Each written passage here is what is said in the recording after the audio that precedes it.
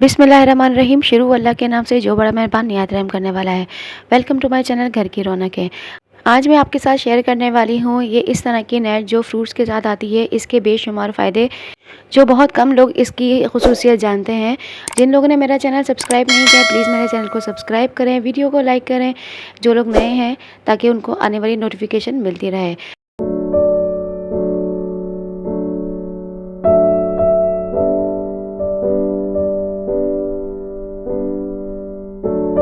Tip number 1, इस तरह की जो नेट होती है हम लोग इसको वेस्ट कर देते हैं और बेकार समझ के फेंक देते हैं।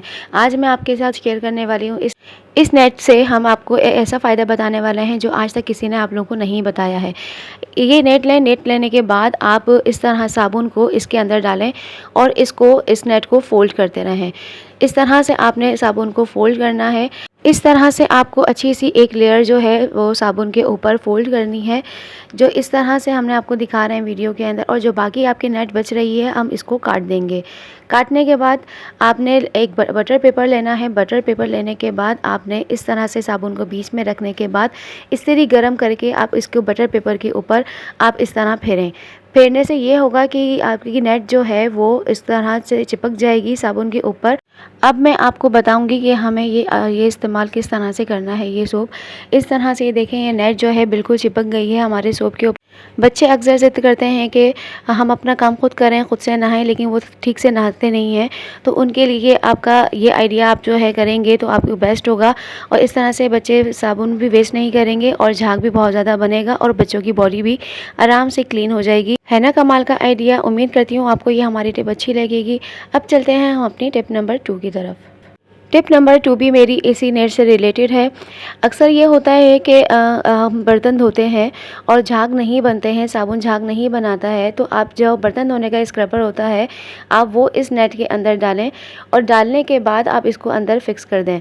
फिक्स करने के बाद आपको जितनी इसकी ज़रूरत है आप उतना लें और बाकी इसको कटिंग कर दें।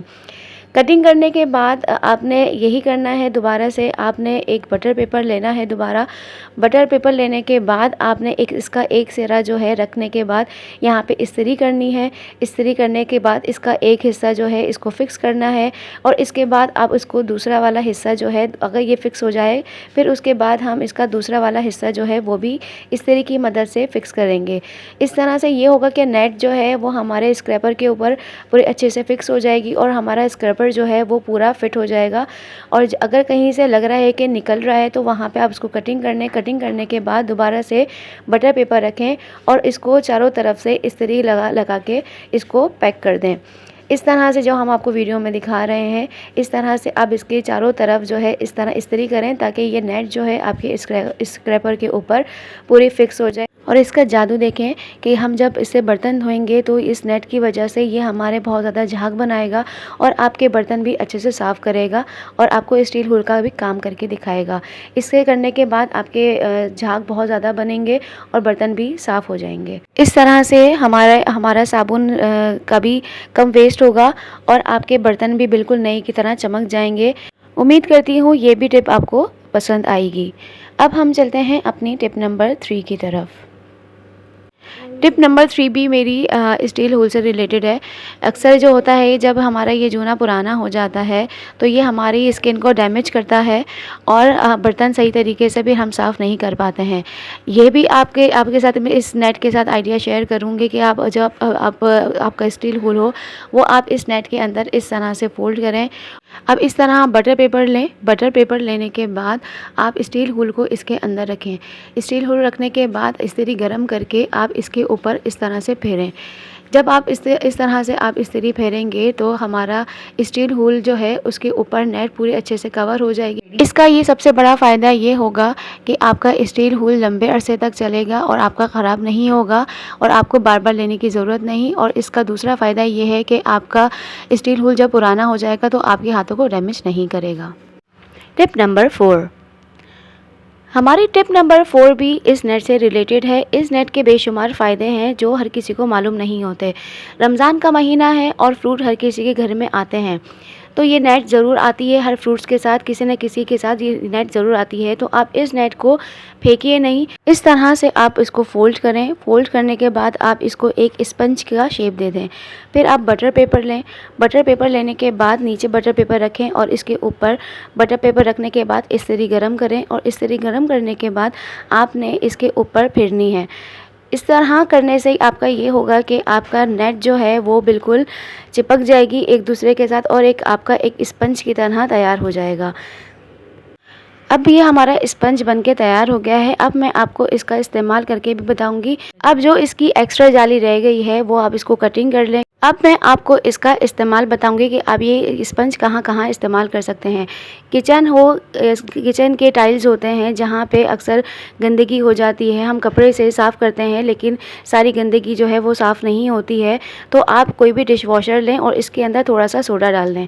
सोडा डालने के बाद जो हमने स्पंज तैयार किया है वो हम इसके अंदर डालने के बाद आप अपने किचन के टाइल्स वगैरह उसको अच्छे से साफ़ कर सकते हैं। वॉशरूम के टाइल्स को साफ़ कर सकते हैं या बीच में जो इसकी स्पेस होता है वहाँ पे गंदगी भर जाती है तो वो इजीली इस स्पंज के निकल आएगी और आपके टाइल्स जो हैं वो भी साफ़ हो जाएंगे और आपका जिस तरह की भी गंदगी मैल कुचैल जो है वो भी इससे साफ़ हो जाएगा। इसके अलावा आप अपने घर के कैबिनेट्स वगैरह जो हैं वो साफ़ कर सकते हैं। किचन में चूल्हे के ऊपर जो चिमनी लगी हुई होती है वहाँ सबसे ज़्यादा गंदगी हो जाती है, चिकनाई हो जाती है और इसको साफ़ करना बहुत ज़्यादा मुश्किल होता है। तो ये स्क्रबर जो है वो आपका बहुत ज़्यादा अच्छा काम करेगा और जो हमने क्लीनर बनाया है ये सारी चिकनाई और जितनी भी इसके अंदर गंदगी है वो इससे साफ़ हो जाएगी और आपका बिल्कुल ऐसा साफ़ हो जाएगा जैसे बिल्कुल नया हो। इस तरह से मैंने इसको यहाँ से साफ़ किया। आप देख रहे हैं कि इस तरह साफ़ करने के बाद मैं आपको दिखाऊंगी कि फ़र्क कितना ज़्यादा। देखें इसके अंदर गंदगी इसके अंदर भर गई है और ये देखें आप कपड़े से साफ़ करके सारी गंदगी जो है वो साफ़ हो गई है यहाँ की। और आप इसको इसके अलावा मैंने आपको आधा इसको साफ़ करके दिखाया है ताकि आपको फ़र्क पता चले कि इसका पहले का हिस्सा कैसा था और अब साफ़ होके ये किस तरह से लग रहा है। इसके ऊपर अब साफ़ कपड़े से इसको साफ़ कर लें और इस तरह देखें आपके सामने फ़र्क साफ़ ज़ाहिर है कि ये हमने जो स्क्रैपर से साफ़ किया है वो हिस्सा और जो हमने साफ़ नहीं किया है वो अलग ही नज़र आ रहा है। अगर आपको ये हमारा स्क्रैपर पसंद आया है तो देखें इसको साफ़ करना भी बहुत ज़्यादा आसान है। आप इसको एक दफ़ा से वॉश करेंगे और दोबारा से आपका ये स्क्रैपर जो है वो साफ़ हो जाएगा। क्योंकि अगर हम कपड़े से साफ़ करते हैं तो कपड़ा गंदा हो जाता है, इतना गंदा हो जाता है कि उसको फेंकना पड़ता है। तो ये स्क्रैपर आप एक दफ़ा धोएंगे और ये आपका साफ़ हो जाएगा। अगर आपको हमारी वीडियो ज़रा सी भी पसंद आई है तो प्लीज़ हमारी वीडियो को लाइक करें, चैनल को सब्सक्राइब करें। मिलूँगी अच्छी और नई टिप्स के साथ, जब तक के लिए अल्लाह हाफ़िज़।